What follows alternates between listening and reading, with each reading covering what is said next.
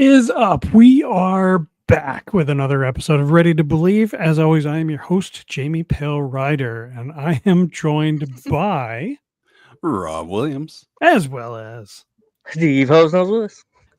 And not forgetting Rhea. And we have a very special guest tonight. Say hi, Peter. Hello, I am Peter. Thank you so much for joining us for this chat, Peter. We're super excited to have you here. I know Hosenose sent you basically like, this is who we are. We swear we're not weirdos on the internet. Like when we asked, I mean, we're weirdos on the internet, but not those weirdos. We actually did just do like kind of a revisit of Ghostbusters Afterlife a few weeks ago when your name came up. But for those that don't know, Peter is a member of the 501st Legion. That's how we met him. Are you affiliated at all with the Ghostbusters out in Alberta? Yeah, since I've actually know some of them also through the Legion. Oh, no. I'm a member out here now also. I wasn't actually before, but yes, no, definitely now. Awesome. Yeah, that's we have a few people out here who in the Ghostbusters group who came from Alberta as well. So we hear lots of stories, lots of good things. But the reason why we have you here with us tonight, you worked on Ghostbusters Afterlife. I did, yes. Okay, good, because that was going to be real awkward if we got it back. What exactly did you do on Ghostbusters? Like, I have an idea, but I think me and everybody else would want to hear from you in particular. Well, I was part of the local build team, so I did a lot of things of varying levels of excitement. The first thing I did was actually like putting aging on the chess pieces from the chessboard, which is very interesting because one of the action figure sets they released had one of those little tiny action figure chess piece in it, and I'm like, I gotta get that. Jamie, it's my chess piece. There it is. There you go. Yeah, there it is. Yeah.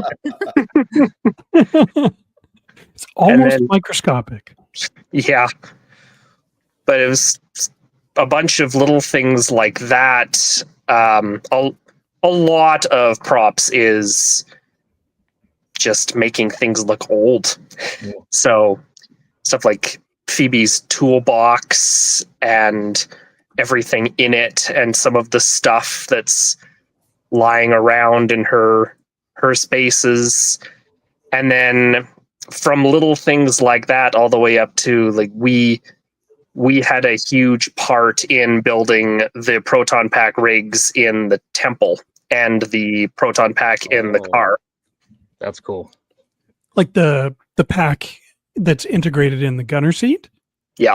Nice. Oh, that's so cool. That was, both of those were largely Calgary builds. Wow. That's very cool. So cool. Sorry, I was so excited to just get into questions with you. I neglected to say hi to our chat first off, so I'll do that real quick, and I'll throw it out too while we're saying hi. For those of you in chat with us live, if you have any questions for Peter, I make no promises about getting to them. I'll do my best, but if you pop them in the chat, again, be respectful and polite as always. But yeah, if you have questions for Peter as we go, pop them in there, and we'll do our best to get to them. Tony. Nuts, man. 8 hours ago. Funny thing is, he was here 8 hours ago. He just said hello now, and he's still on Archer's show as we speak. I'm like, I look at the other window. He's still talking to Archer right now. I was thinking about this while I was making dinner, because before we jump on our show, typically around the time where I'm making dinner and doing dishes, Archer's going. So I'll jump in that chat, and obviously Tony's there. So I started picturing Tony like the architect from the Matrix, where he's got like 20 TVs going with different streams, watching them all at once. Tony, your dedication is astounding. VJ Baby, as always, thank you for joining us. Image Check, hey Malcolm, how you doing, man? Thank you for joining us. This is Peachy Chris, I am told, allegedly. Tauk. Yeah, weird name. Try and make the best of that. Oh, Rob has a fan. Paula. Hi, Paula. Not exactly. I know who this is. Rob doesn't have a fan. Come on. I don't have a fan. No, but I know who this is. So. Oh, I am moderately afraid of ghosts. This sounds like That's Van Awesome or Dave. Awesome. Also with a different name. Everybody's just messing with us at this point. They're like, I don't know, YouTube messed up my name, but they're just keep it's a conspiracy. Yeah, it is a conspiracy. That's it. Psycho. I'm here for it. Yeah, if y'all in the live chat have questions for Peter as we go, pop them in there and we'll try and get to them. But now that we've done that, back to you, Peter. Yeah, again, I was super excited. Definitely threw off my groove, and I just wanted to get right into it. How did you get into the movie prop business? Sort of fall into it. It's kind of how it usually goes. But no, I've always loved building things, and obviously big Star Wars fan, part of the Legion costume building and that. And I did some like small independent films out here, and that sort of snowballed. And it turns out people will pay you good money to build stuff. And then joined the union, been doing union work since then. And yeah, there's a decent film industry out here. It's not Vancouver quite, but it's a living. That's really cool. That's extremely cool. Just follow up with your union thing. How is there so many hours and stuff you had to work, or how do you get into that? Yeah, that's you sign up to be a permit initially, and then you can work on some sets and get your hours and get into your chosen department. And there isn't really any sort of pipeline for that for props and set deck kind of thing. Like if you're doing camera, you can there's school programs for that kind of get you in place to do that. But art, you kind of really just have to be very self-directed, and because there's not really anything that teaches you that officially. Yeah, that's a good point. Yeah, I don't think I've ever seen like any kind of program or like post-secondary level course or anything teaching like prop design, weathering, aging, anything like that. Yeah, it's funny because it parallels my career and field in the museum design world. Because the first question I get is, how did you get into that? And then it's like, you fall into it. Nobody ever plans to be an exhibit designer. So I'm sure it's a lot like props, right? Yeah, it's very much you have that calling and you end up in the right place at the right time. Or the wrong place at the right time. As a kid, did you make a lot of models and stuff growing up? Yes, I used to make sculptures out of masking tape and duct tape. That was my big thing. Cool. I still do sometimes. I need to do like a quick mock-up of something. It's like just a roll of masking tape will do the job. Nice. Sorry, 1 second. We got the unofficial raid from Archer. Hey, Archer. I hope the stream was good. I love that so much. What makes it official?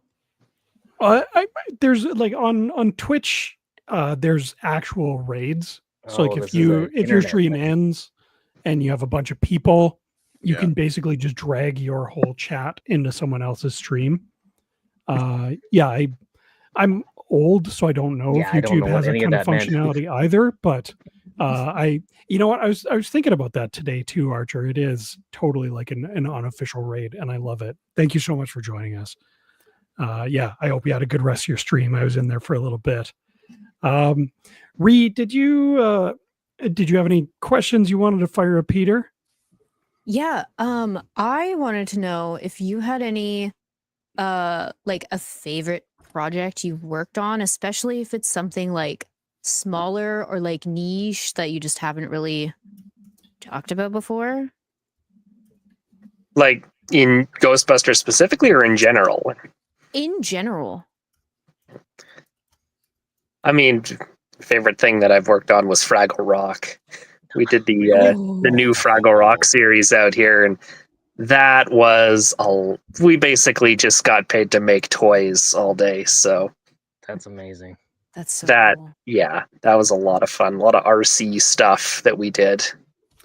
How much did you have to look back at the old Fraggle Rock stuff, the traditional designs and such?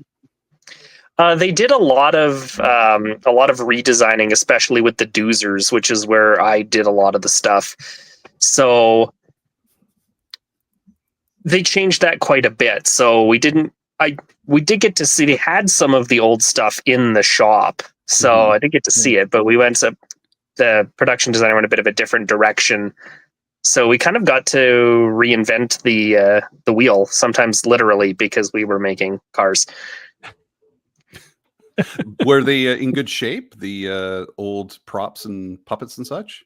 Not the ones we had. No. No. Yeah, Rob, have you never seen photos of the old movie, like live action Ninja Turtles? I've seen old photos of like of Rhea's and stuff, and it looks like it's being held by wires just to keep it up and such. Yeah, a lot of that stuff degrades pretty heavily. Oh yeah. That's still super cool though. Just that you're that close of a connection to Jim Henson.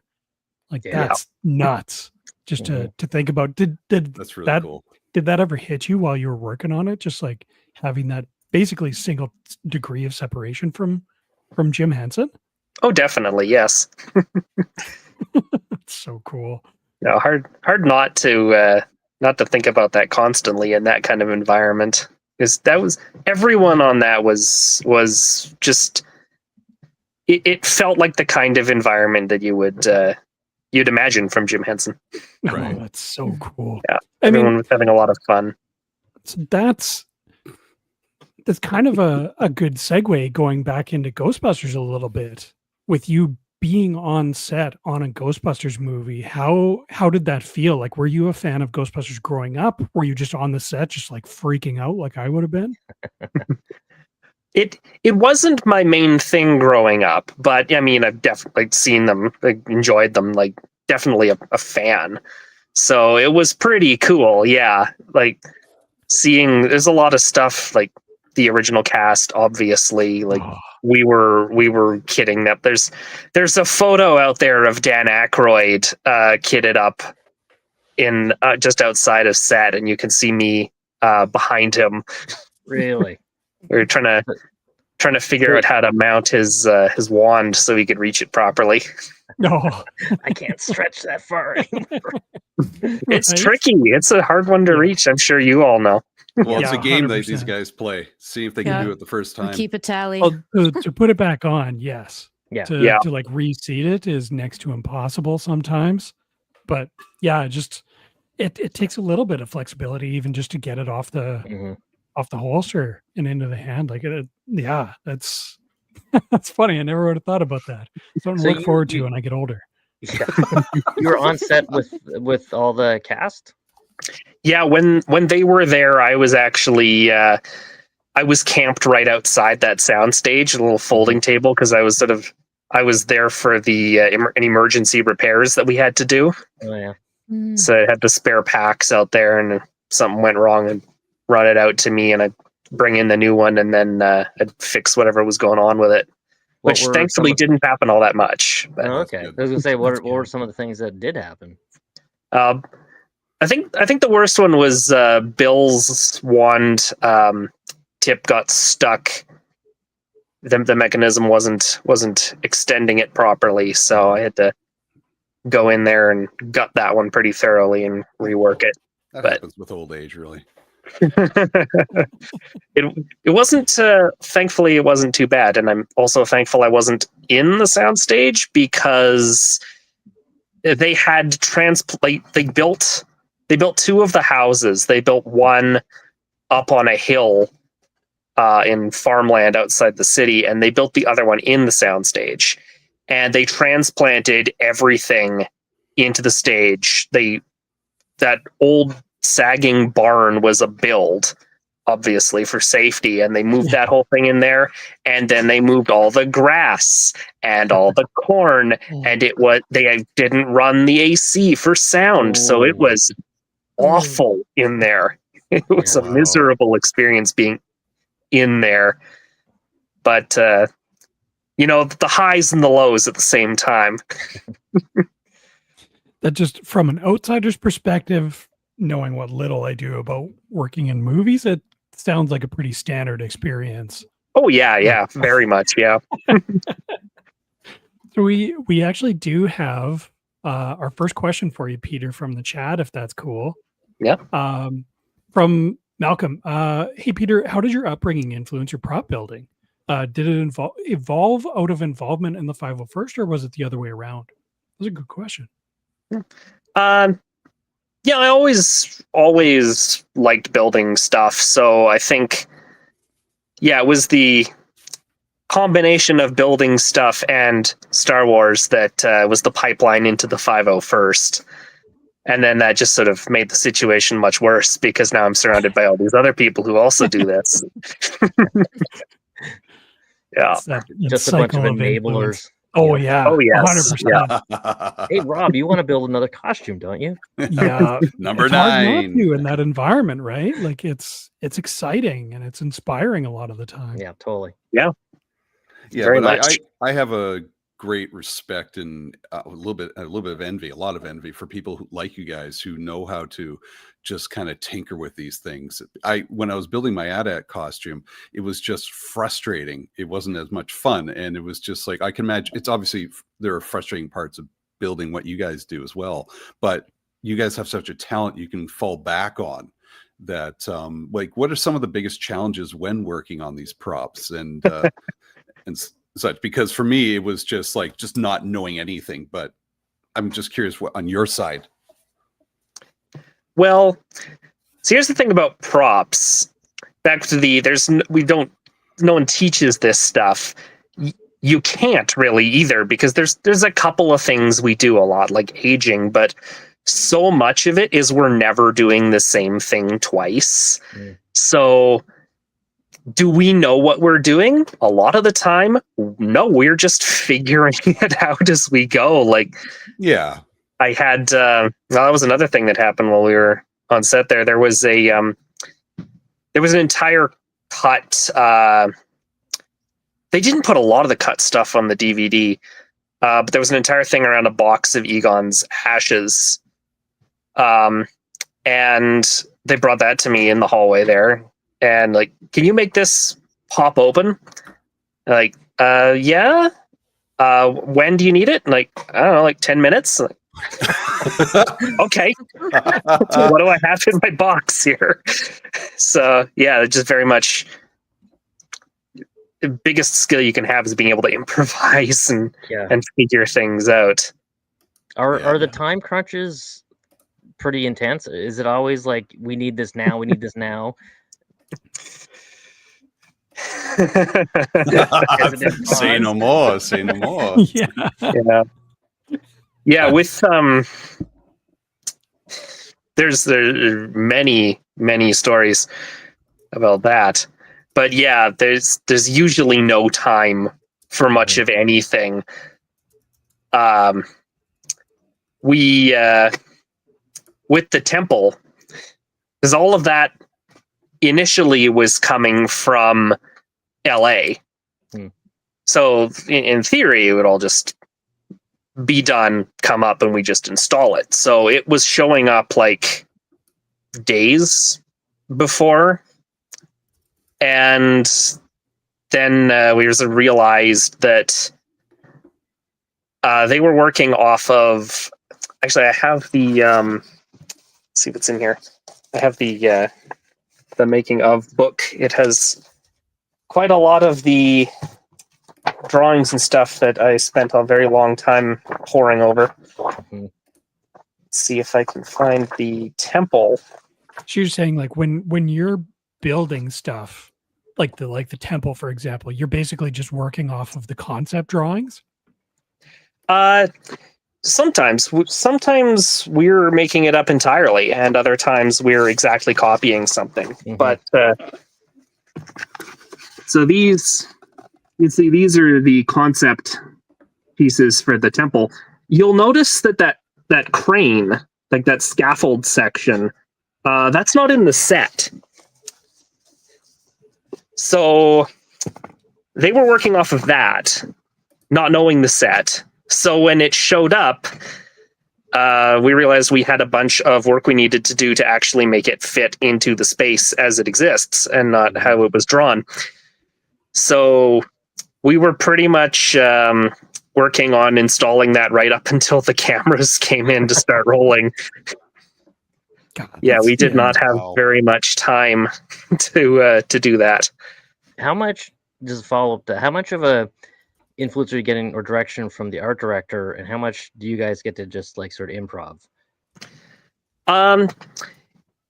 Entirely depends on things. Like, we got a lot of drawings and concepts for some things, and other things, like with redesigning that to work with the space, it was basically just do what you feel you need to make this integrate. Right. Yeah. I think we had a show and tell a day before the install, and we sort of built, actually you can up on my wall there, we built a bunch of these styrofoam proton packs so that we could then cut them up and figure out how to rearrange what we have. Mm-hmm.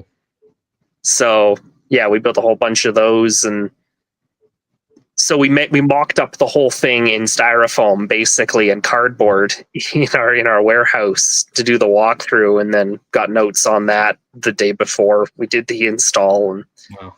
But yeah, we had a fair amount of creative freedom sometimes.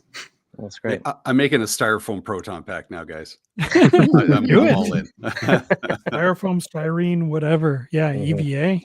Just do it. Yeah. Yeah, we definitely had Archer in the chat wondering what the deal was with the proton pack behind you. That is the perfect answer and segue to that. That's awesome. So that was one of the ones you used to mock up the set before you did the full build. Yeah, we built them initially because that was another thing. The one on the car seat was one we had a fair bit of control over, and also was basically built over a weekend, because that was, again, we had basically just a normal pack that was going to go on the back of the chair. And then when we took it down to the car to install it, we realized that someone hadn't, they didn't tell the people who built the car that there was going to be a pack that had to go there. Oh. So there was about this much clearance between the door frame and the chair mechanism. Right. So we had to we literally took the pack they sent us and cut it up with a grinder and rearranged all the pieces. And they wanted, so the art director, we'd like to put a metal frame around it. So we took that note, but we had complete control over basically how it was all laid out. And everything on the pack is there, and it's all connected per the pack wiring. It's just all been moved around to fit. That's so cool. That's such a crazy, just inside baseball fact for why the pack is like that on the gunner seat. I love that. Yeah, because there's so little clearance. I can't imagine. So someone had built the car with the gunner seat that pops out. Already, special effects. Yeah, all that, the whole hydraulic rig and the chair was special effects, and then the pack itself was props. Oh, that's crazy. I love that. And that's such a cool kind of piece of just that creative spark. You guys just making it work and making it look in universe while solving a practical problem. I love that. Well, I think that's so cool. A lot of creativity can be improved by those kind of constraints sometimes. And this is the thing too, is like if you know why you're building something, even if you're building something that doesn't actually have to function, if there's a reason behind the design, it practically designs itself. Yeah. In some ways, I think we talked about this before. It's kind of like greeblies on something. To do greeblies on a model, they got to make it look like they have a purpose. Yeah. Like, you just can't have a wire going to nothing. Like, there has to be a reason behind it. And I think it's probably similar to what you were talking about. Absolutely. Exactly that. Yeah. Yeah, that's awesome. And Afterlife, like Egon's house, that was such a crazy feat of set decoration, just in terms of making it look lived in, but also just packing Easter eggs and inside jokes everywhere. Oh yeah. And it was just dressed to the nines. Yeah, the bunker was one of my favorites. That was 2 sea cans in the studio that did the inside of, and it's just packed with stuff that it's really a shame, all the things that the audience doesn't get to see, because it's a fully realized space. They're all fully realized spaces, and they're full of so many details. And a lot of it, even for us, prop stuff, like a lot of what we do never gets seen. Yeah. I think that never space, makes it to camera. I think that space would have been so cool for fans just to kind of take a tour, like a museum piece. Just kind of look around, look at all the things on the wall, on the bench, all that sort of stuff. It would have been, and is that common through a lot of movies? Just like all the stuff you don't see, all little bits that the builders have a true passion for and appreciation for, that the viewers kind of miss out on it a little bit. To extend the movie, if we took like an hour just to look over all the tables and stuff, but still. Yeah, no, so most, I would say most of the details people never see. Yeah, which is kind of heartbreaking, seeing any kind of behind the scenes stuff and the work that was put into props and set deck and that kind of thing. Yeah. Are there any Easter eggs that you know of that or maybe not out in the common knowledge? We don't see on camera? Yeah. Many Easter eggs you don't see on camera.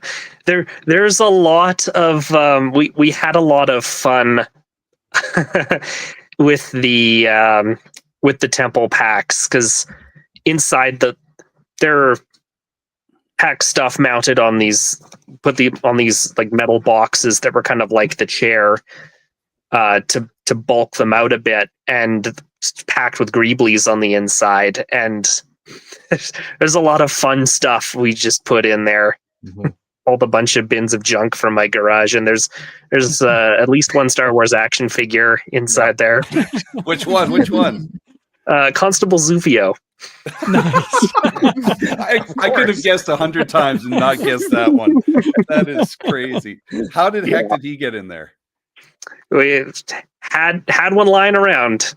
How do you have a Constable Zufio lying around? Dude, like, everybody had him. What else do you do with Constable Zufio? Yeah. He wasn't even in his own movie. Exactly. Yeah. See, that's another perfect example. Like they built that whole costume. They made action figures of the guy, and like he's in 2 frames of the movie. Yeah. There's so much we don't see. I love that.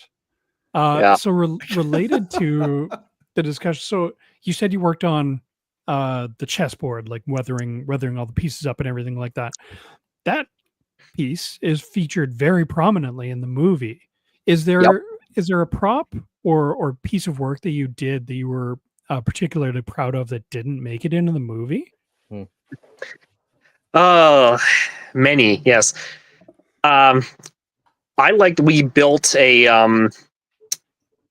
We built a ghost trap, actually an RTV ghost trap without the wheels, that we could actually tear in half with the internals, because there's that scene where Gozer tears it apart, which was entirely CG in the end. But we shot it, and we built a ghost trap because you can't just make a traditional breakaway thing out of plaster or whatever, because it's not going to break like a metal gadget with wiring and stuff. So yeah, there exists a broken ghost trap that just don't see. Yep. That's pretty cool. There was also a scene with there's 2 artifacts left of this scene in existence. In one of the trailers, you can see Phoebe working on repairing a PKE meter. And in one shot of where it's being held sort of in a medium shot, they didn't paint out the repaired PKE, but we built one that got broken and had internals again. But that whole thing got cut. Yeah. Yeah. It's heartbreaking, but I have to imagine that's just kind of the reality of working on film, especially in props. But did I not hear that you made the hamburgers, the frozen hamburgers that he's counting?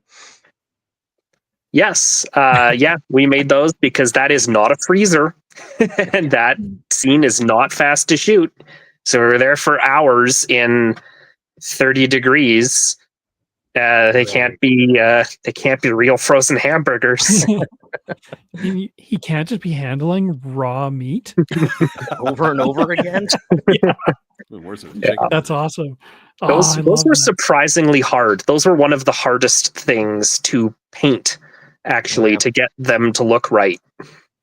Was it the frosting, the frozen thing, or was it getting like the meat texture and all that? It's getting the meat texture and like anything meat has got. There's levels, there's different tones and the light affects it differently, and you have to layer it properly and start with the right color, which turned out to be bright orange. But yeah, very, very hard to match that. I think I got a feature for McDonald's commercials. Just set them up, just lay them all out, right? Make it they do, or something. Dude, that's a job. Food stylist. It is totally a job. I teach my students that. Well, in the past, I have what's real and what's not. Food styling. Yes. Yeah. No, you have to know. I did this years ago, where you learn about what's real and what's made up to entice you to purchase. And all the shoe polish and all the whipped cream, and there's actually shaving cream, all that sort of stuff. So, yep, awesome tricks we use as well. Yeah, I love it. Katie and Kevin, say hello. Katie was super excited to see you. So, glad you're here. We do have another question from the chat. Our good friend Tony, who's been here waiting for 8 hours, and waiting in line like a midnight opening of old. How much in a film like Ghostbusters Afterlife was background props from other films, or was it all kind of bespoke props that you built for Afterlife, other than Constable Zuvio? There's always stuff like that, but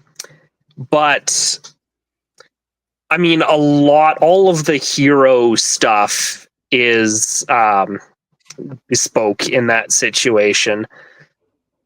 Usually in that one, it certainly was. And then, I mean, a lot of the dressing gets around, and some of the other smaller things will absolutely get around. There is in the set sale, I was working on another short film after that, and I needed paper. I needed boxes of documents. So they had a bunch at the set sale, just boxes of paper dress. So I bought those for the next thing. And inside that box, I found paperwork from when they shot Little House on the Prairie. So, awesome. So yeah, a lot of the stuff gets around. All the dressing and things for sure. So do you do a lot of the set decoration as well? No, I'm just props largely. Oh, okay. I mean, depending on. Set deck is officially, it's everything that they're not touching. And then props is all the stuff that they do touch, and also license plates for some reason. But yeah. But so if they're handling boxes of paper and they're digging through them, that's a prop. if they're sitting on a bench or in a filing cabinet, that's set deck. Yeah, that makes sense. I got a question actually. Did you have a chance to meet Avon Savage out there? He was on set quite a bit for time and times, just showing behind the scenes stuff. I was curious if you had a chance to chat. No, sadly, he never made it over to the shop. Mm-hmm. Yeah, so I didn't get to see him there. Yeah, I did get to see him at our Calgary Expo recently, though, and I that's had cool. to reprimand him for not coming to visit the shop. Awesome. Yeah. So, are you saying Ben Eady just monopolized all of Adam's time when he was talking about props? I mean, who wouldn't? Right. Yeah, that's totally fair. Yeah, I did get a. I got him to sign a picture of Adam Savage cosplaying as me. That's awesome. That's basically what it looked like on my end. Amazing. That's awesome. I love that.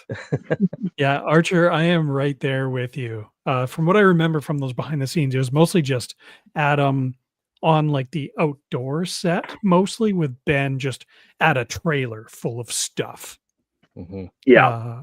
Yeah. So That's it. where did you say like the shop was located where you were primarily working? The shop was in Calgary near the film center, and that was way outside of the city. So there's a lot to see, and honestly, most of the really interesting stuff was on that trailer out there on set at that point. So, oh yeah, he had some very cool stuff in that trailer. Did you get to do the Ben Eady challenge? From watching the Adam Savage videos, Ben Eady apparently had a running bet where you got to put on a hero proton pack and pull the wand, and if you didn't smile while doing so, Ben would pay you $100. oh, see, that's cheating for me because we just do that daily. Fine, take the wand off. Yeah, that was a big part also of what I was doing was maintaining that stuff offset. Mm-hmm. So whenever something was messed up that couldn't be fixed out there or needed more time or major modifications, would come back to the shop for work. So just my just bins of proton packs piled up on my desk a lot of the time. What's surreal is that having to do repair work on a proton pack. Yeah. There was like 20, I want to say 22 all in. Wow. Yeah, there's a lot. Rhea, how are you doing for questions? Have you got any more burning questions for Peter? I have one more. Perfect. And it's very fantastical, not realistic at all. Okay. Also not specific to Ghostbusters. Like any franchise, anything at all, any scale, what would be your like absolute dream project that you'd want to work on? Horizon Zero Dawn. Oh, Like the stuff you like, that's several different kinds of like fantasy and sci-fi building, and all the designs on that are just so amazing. That'd be a dream project. that's a really good answer. They were making a TV show. That's cool. Is it being filmed in Alberta? Are you going to get to work on it? No. I wish. I mean, we did Last of Us out here, but yeah. Before did you work on that? I did. Yes, I worked on that as well. Awesome. Yeah. Any cool props that you got to build or work on for Last of Us? I did actually. I have my own. When you can't take stuff from the production, but when you built it entirely, you can build your own very easily. I made the scanners for that. Oh, Yeah. that's sick. Yeah, That's so cool. and then that rubber gun up there, the rifle is there, the axes, and a lot of rubber guns. Mm-hmm. The coolest thing was the scanner because it's a piece of tech. But that is very cool. Now, what else you got behind you there? I was going to say, I would be remiss if I didn't ask you about the PKE that showed up behind your head there when you turned around. Oh, yeah. Again, similar story, but yeah. It doesn't do anything, but it's accurate. All the detailing is there. Is that another deal where you built it yourself after having been done with the movie? Yeah. Amazing. But this little detail, I don't know how many people pay attention to this bit here. But that's an interesting story because there was scripted a scene where he replaces the batteries. Oh yeah. And what they wanted to do was have a panel on the side to take out the batteries and put in batteries. And that scene got cut too.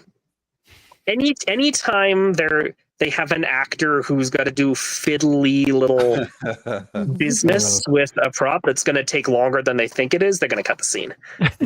But yeah, we put that on there for that, which is where that came from. How many AAA batteries does a PKE take? in universe, like in universe, I'm guessing 3. I think we were using 1, 2, 3 battery. We use those for practical reasons a lot too, and they're a little more exotic, but they're higher voltage and smaller. Yeah. Is that a standard on film sets in terms of portable power? A lot of the time, yeah. Because they're twice the voltage of a double or AAA, and they're shorter. They pack in better. They'll run longer. They're harder to buy in a hurry when it's 11 at night. Yeah, that's not on stock at 7-Eleven at 2 in the morning. Yeah, I saw a Darth Nihilus mask behind you. Is it? What's I see? Yeah, it is. Oh, it is. Oh boy, that's so cool. Is that was that your design, or was that a friend of yours that designed that? Oh, this is friend of mine out in Vancouver. Patrick Johns was. Okay. Yeah. That's immediately what I thought of. I know Patrick was very proud of that design and actually got a chance to show it to the person who created that character, designed it for the game. And he also got to test it out with his own saber when he whacked himself in the face with We have video evidence. Which is on video. So let's put a link to that below. I have that. Yeah.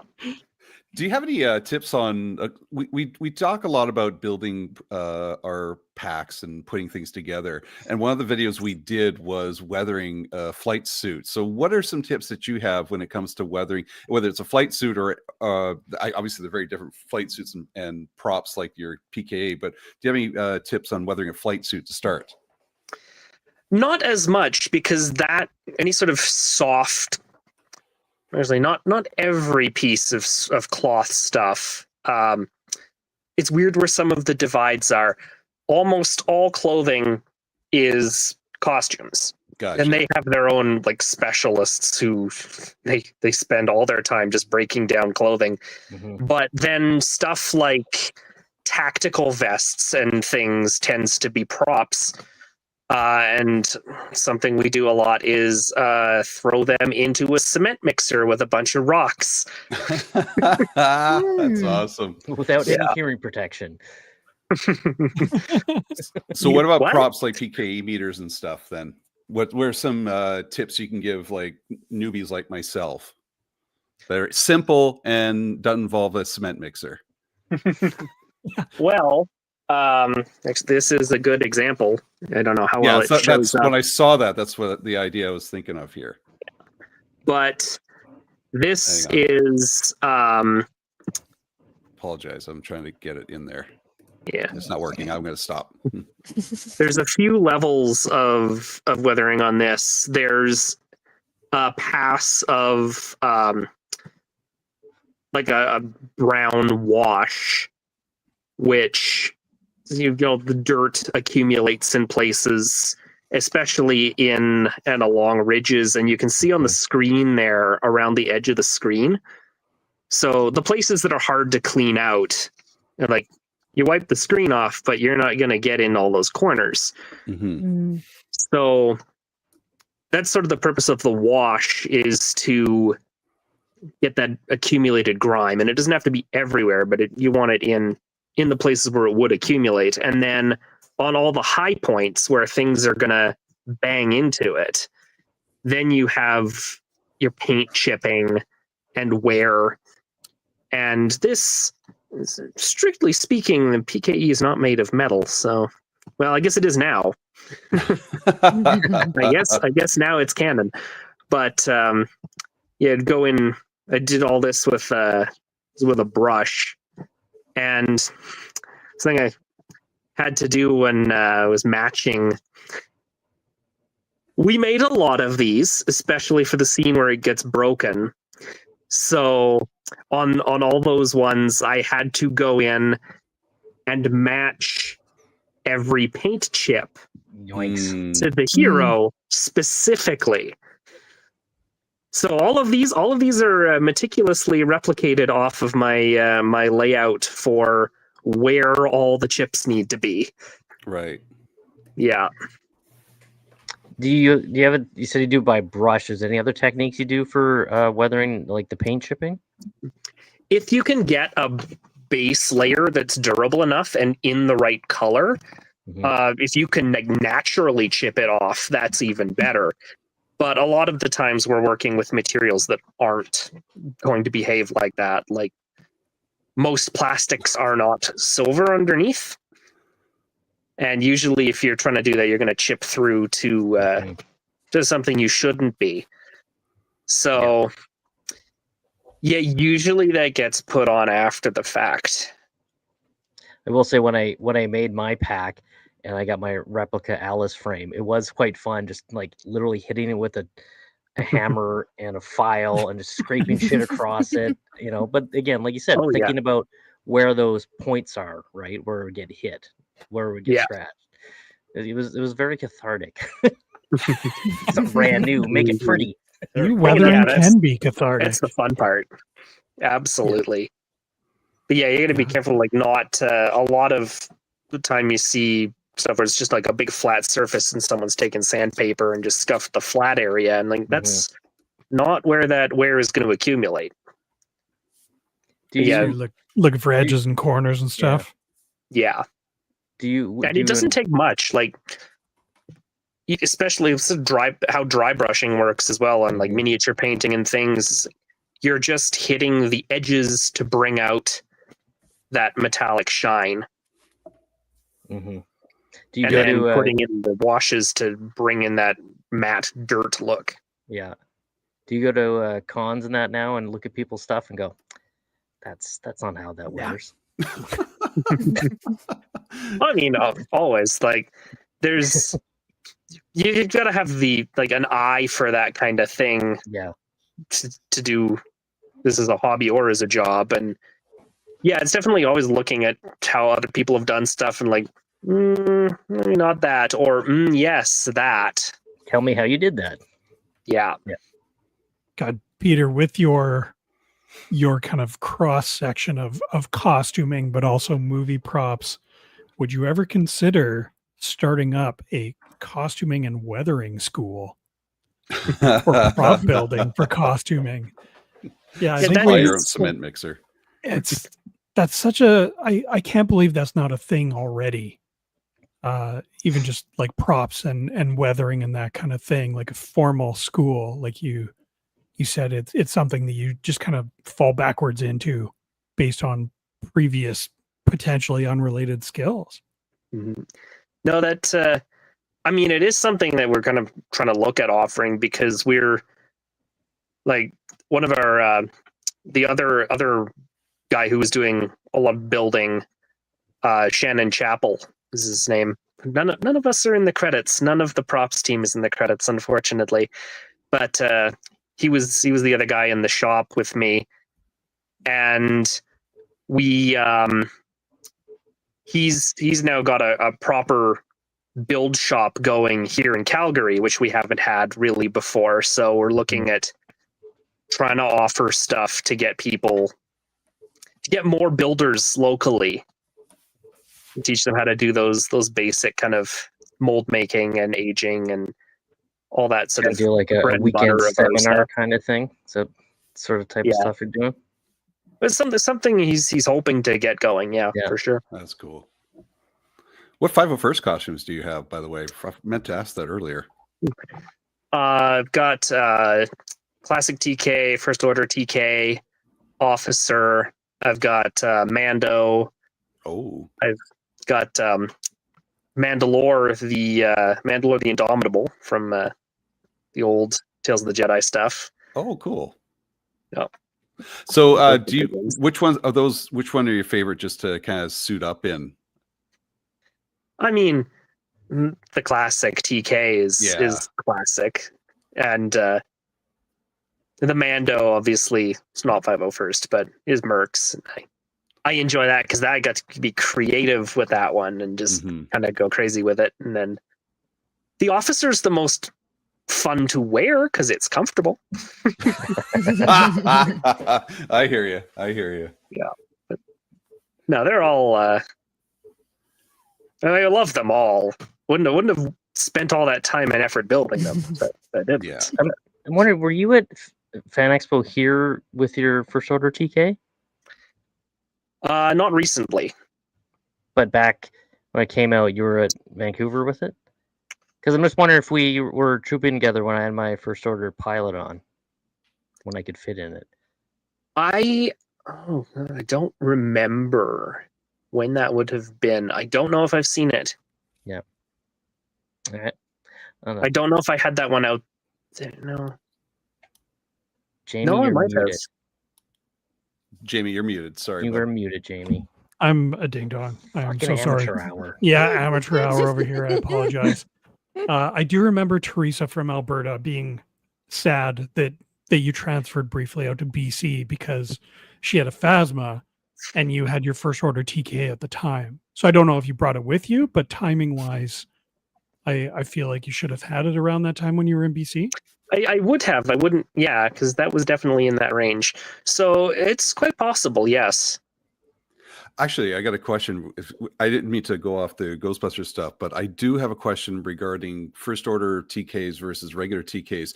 What's the difference when it comes to wearing it? Is there a preference, or is there something that people should know before building one of those two or choosing one of those two to wear?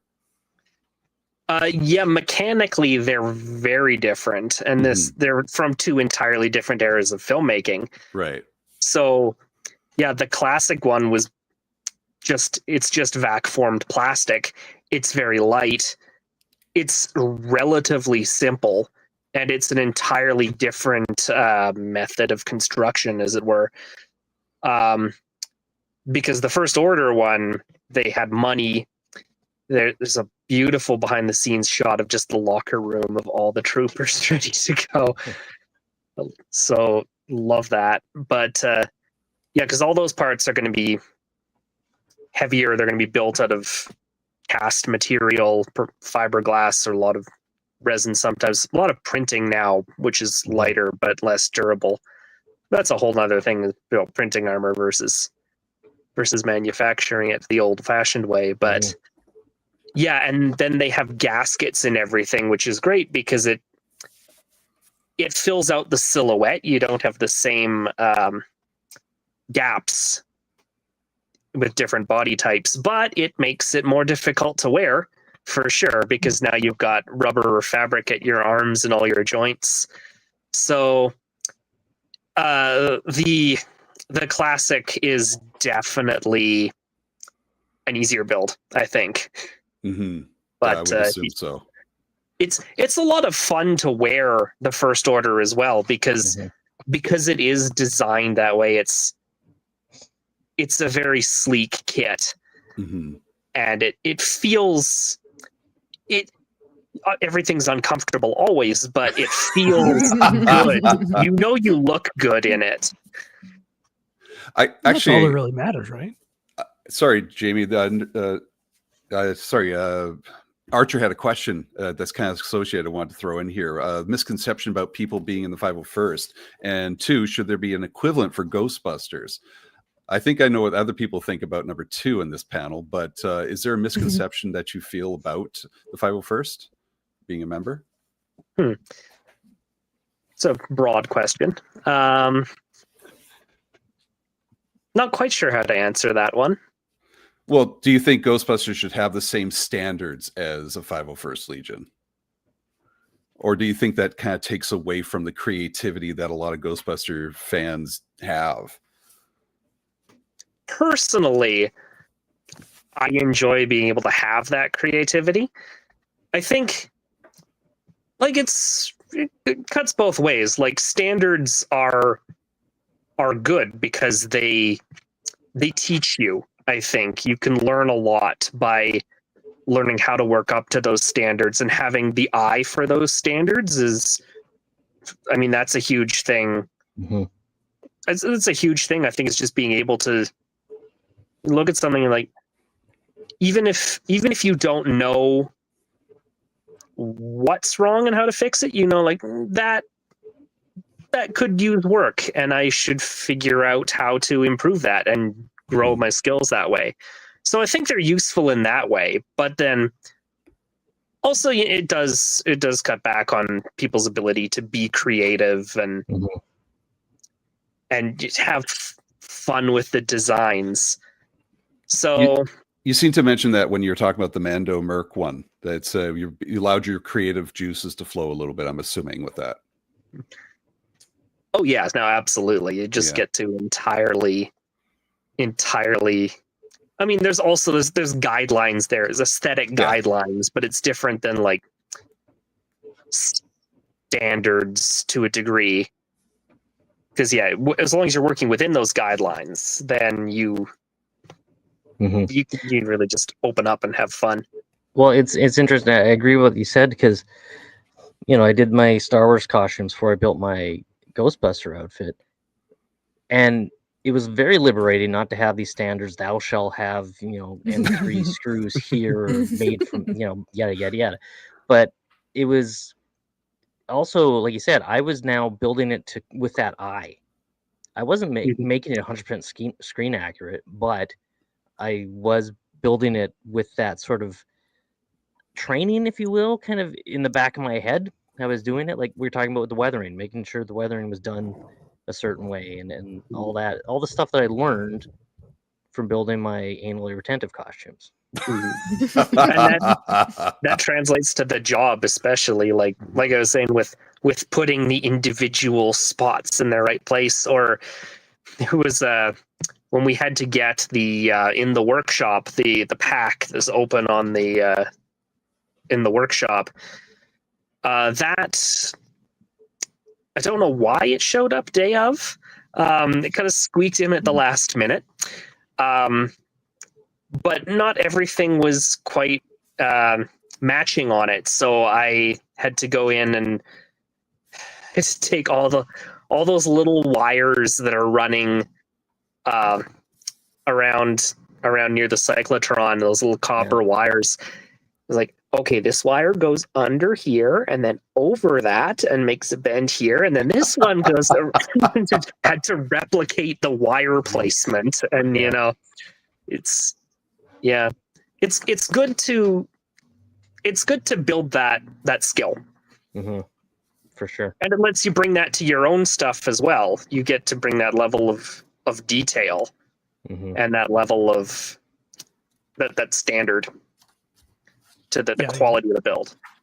I definitely had that in the back of my mind, Hosenose, as you were asking that, because I was thinking the same thing. Like, we both came from 501st originally, where the standards are very precise and a lot of times exacting, and moving to Ghostbusters, having that freedom, but then slavishly weathering it up and making it look like exactly like it does in the movie. Old habits die hard. Yeah. Right? But it's kind of why you guys, I'm assuming, like everybody here, kind of why we like it. The love the detail of it, want to kind of copy what we have on the screen there, but still have a little bit of creativity within it. 100%. It's so much fun. I also find it's not just that it's having creativity and freedom of your own character. And Jamie and I, we talked about this when you're walking around. I think we've all developed our own little personalities. A little bit. Yeah, a little bit. Steve, you're so much fun to watch in Ghostbuster. You and Really? Aaron, like, not even kidding. It's so fun. Yeah. Yeah, for those that only know Hosenose through this podcast, he is a whole other person at Literally. cons in his Ghostbuster costume. It's uncanny. As Katie says, Katie says here, biggest goobers. Yeah. And that's part of the fun too. And Peter, do you have any experiences you'd like to share from being in a Ghostbuster costume? I did get to ride in the sidecar of a motorcycle with on the Stampede Parade. They put me in there in costume. That's awesome. Some of the bits of my costume may be more authentic than others. So. Nice. Anything you'd like to elaborate on there, or is that? No, I have part of the job is I have reference photos of everything so that I can replicate stuff. So see, I'm gonna bug you now because I wanted to add those copper wires to my pack. I've been thinking about it. So that's great now for reference photos. And what kind of copper were they? Like what gauge? Yeah. Oh man, like I had a box of just sample wire and stuff that's like gets sent out with the buyers. Like, we need more of this connector. We need more of this wire. And where are the exact chips? We got to know where that is as well. So lay them out. Mm-hmm. But it was tricky too because a lot of that stuff came from LA and it was surplus. So it's like, we cannot get this connector anymore. So there was also some stuff we cast off the packs they sent us and just had rubber copies of the Greeblies, like all of initially, and you can see this on the Hasbro Proton pack they made. The collector's one is pretty good, and you'll notice there's 2 switches on that, and that was a thing.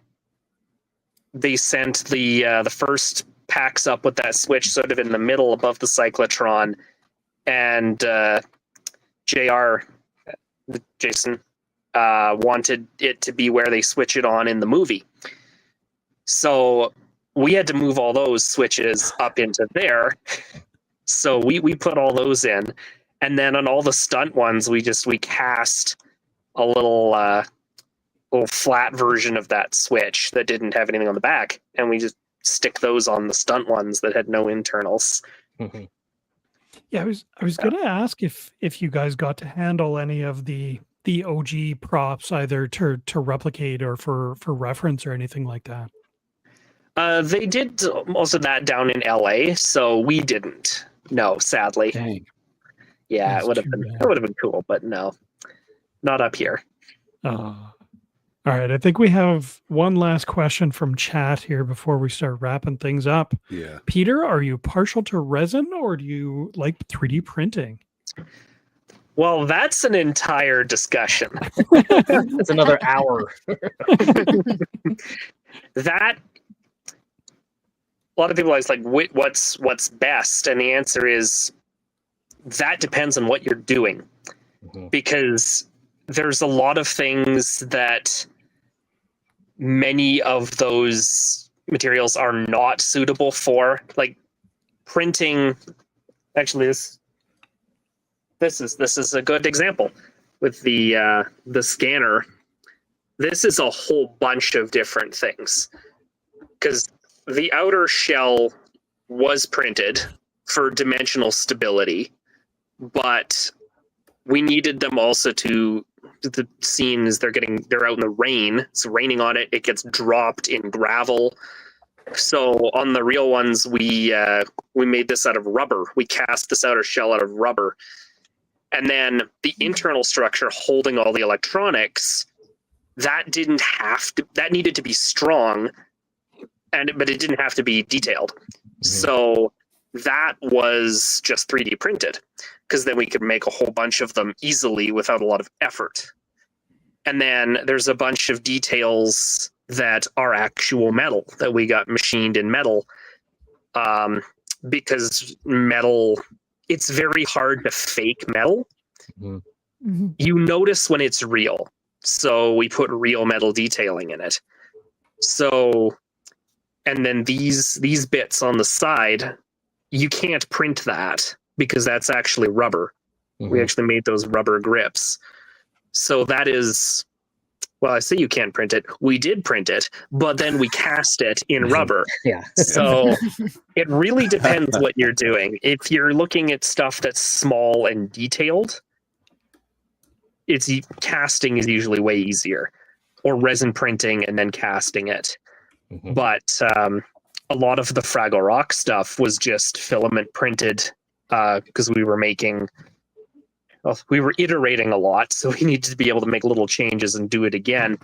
And then a lot of big curved flat surfaces that were easy to clean up and had to be dimensionally stable and fit together. So resin's not super dimensionally stable, resin casting, and resin printing also not super dimensionally stable. So a lot of that was filament printing. So the answer is they're all important.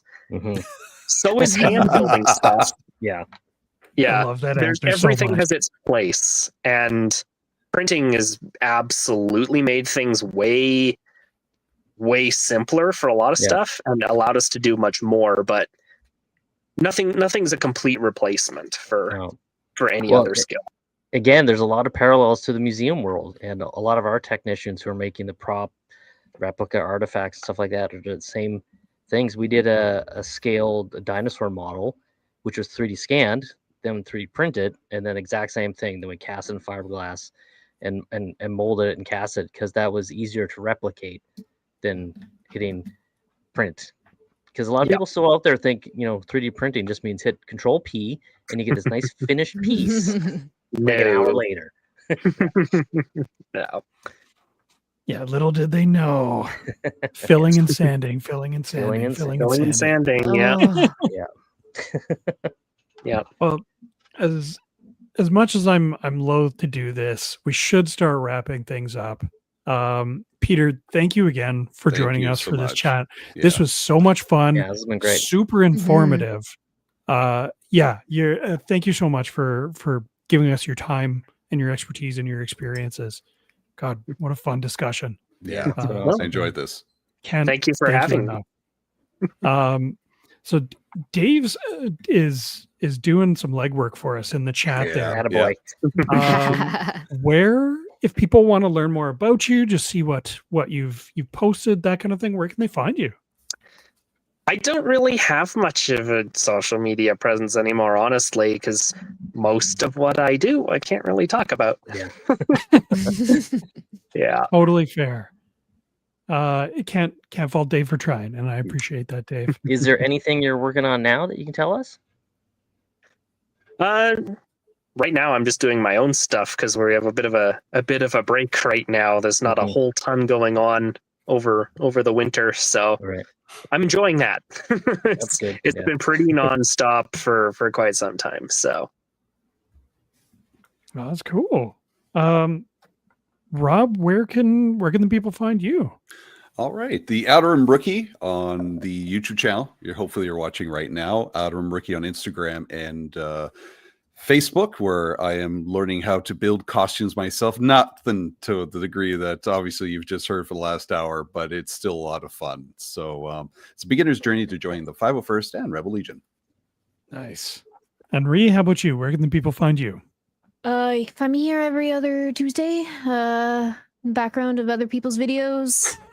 Not in the background of other people's videos. And at various local events here. Love it. And Hosenose, how about you, sir? Hosenose paints on the gram, as the kids say, for all your mediocre D&D minifigs. I haven't done anything forever, but I will be starting the Peter Venkman Plasma Series repaint. You can't see this on screen, but I've got one leg base coated. Yay! We did do a preview of that last week. Yeah. Yeah, I'm so excited to see that come together. Will I make it better? Will I make it worse? I mean, weathering makes everything better, right? Yeah. Yes. Right? Yeah. That's weathering. I like mint and box better. And that is your choice, Rob. I'll leave it there. But I've been busy with other things. Speaking of 3D printing and RC things, so we can see what that is. And if you know what's coming down the pipe. Yes, I'm very excited to see that. Once that's done, I'll get back into Venkman. Nice. All right. As for me, you can find me right here on the Generation X Wing Podcast YouTube channel every Tuesday with episodes of Ready to Believe, and we are back this Thursday for the Generation X Wing Podcast. Wednesday, right? Tomorrow. It's like Thursday, but normally Thursdays. This week, Wednesday, we're doing a live chat and review of Small Soldiers. Eddie's. Thank you, Rob. With that, thank you everybody who is with us live in the chat. You guys are awesome. Yeah, Archer for the unofficial raid. I love that. I'm gonna be looking for that every time now. But yeah, seriously, I appreciate you all. Thank you so much. I love the fingers going up here. I'm just gonna keep stalling. Do this all if you're day, watching this, if you're watching this after the fact on YouTube as well, thank you. My producer is reminding me, if you like what you see, please push the like and subscribe button. All right, boys. Henry and Peter, I know you know the words. Ready? We're ready to believe you. Wow, it gets longer every time we do it. Yeah, it's the magic of live delayed internet. Thanks again, Have a Peter. good night, everybody. Yeah, thank you so much, Peter. All right, we're out. Bye. Bye.